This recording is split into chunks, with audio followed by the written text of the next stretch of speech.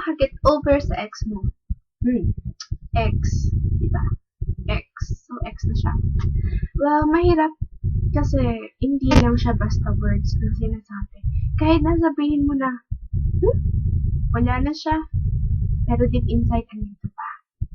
Kung nandito pa siya, mahirap tanggalin. Pero kung nandito siya, mas madali lang tanggalin kung nandito siya. Kung nandito, mahirap. Diba? Hindi naman kasi madaling mag-move on, diba? Step by step lang yan. First, kung gusto mo talaga maka-move on, delete mo lang yung phone number niya. What's the point na ita-text mo pa siya? What's the point na tatawagan mo pa siya? Para ano, kamustahin siya? Ano yun? Sinasaktan mo lang din sarili mo pag ganun eh. Second, itapon mo lang naman yung mga bagay-bagay na binili niya para sa'yo or yung mga binili mo para sa kanya. Or kung ayaw mo itapon, di ilagay mo sa isang box, ibaon mo sa lupa, or itago mo sa lugar na hindi mo nakikita. Para hindi masakit. Diba? Kasi, yung mga ibang girls kasi very sentimental sila. Kasi, kahit sasabihin lang nila na ex mo yan, may past pa rin kayo eh. Although, hindi na naging kayo, but memories is still a memory. Kaya, tinatago nila. Okay lang din yun. Tago mo sa mga lugar na hindi mo nakikita. Okay, pagkatapos mo itago, pagkatapos mo i-delete lahat yung phone number niya, ang gagawin mo naman niya yun is, huwag mo siyang i-stalk sa Facebook. Huwag kang mag-block. Huwag mo siyang i-block, actually. Kung i-block mo siya, para mo din naman sinasabi na, yung natalo ka. Kasi, hindi mo kaya mabuhay na wala siya. Which is, parang hindi mo kayang makita yung mga status niya sa Facebook. Which is so sakit, di ba? So, huwag mo siyang i-block. Parang, ipakita mo pa ka na masaya ka na. Kahit na wala na kayo, masaya ka pa rin para sa kanya. Huwag mo siya i-block sa Facebook. At saka, wag mo di i-stalk yung bagong girlfriend niya or bagong boyfriend niya kung meron man yan. Kasi, pag nag-curious ka pa rin sa kanya, pag nandun pa rin yung curiosity mo, nandun pa rin yung care na gusto mo siya, which is mahirap yun. Bakit kahit naman magkaroon siya ng bagong girlfriend, bagong boyfriend, wala ka nang pakialam dun.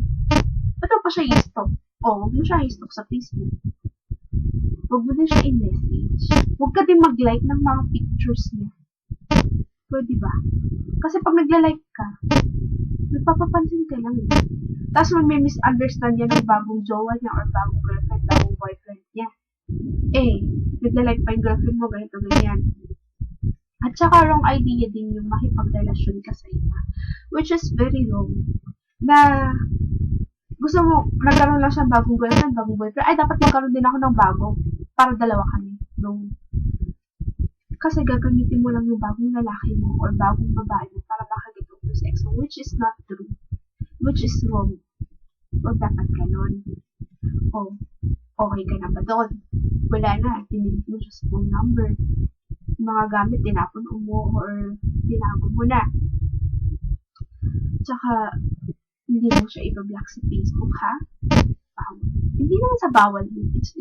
It's just like, kasi pag-block ka sa Facebook, pag galit na galit ko sa akin. Normal lang na magalit ka. Normal lang na magalit ka kasi nag-break kayo. Pero ipakita mo pa rin na you are still strong, kaya mong mabuhay kahit wala siya. Hindi yung feeling na, lalaki lang yan, babae lang yung madami pa. Yung mga sinasabi nilang walang forever may forever. Nasa sa inyo lang yan. Kung nagpapaniwala kayo sa iba o hindi. It's actually eternal life. Which is parang, hindi naman sa kapag kinasal na kayo na yung forever, yung tinatawag. Hindi. Kasi pagtanda yun, hanggang sumapatay kayo. Sa isang relasyon lang kasi loyalty ang pinakamahirap, diba? Hindi mo din may iwasan magselos ka. Okay lang yun. As long as you can solve it. Hindi yung pag nag-away kayo, break na. Huwag ganun. Kasi minsan pag nag-away, hindi nagpapatibay ng relasyon, diba? Now you know. Now you get it. Basta, wala akong pinanghugutan Wala. It's just like to make this video for everyone. I know I'm still young. Guess what my age is. I can still meet up with others in the future. Basta yun lang.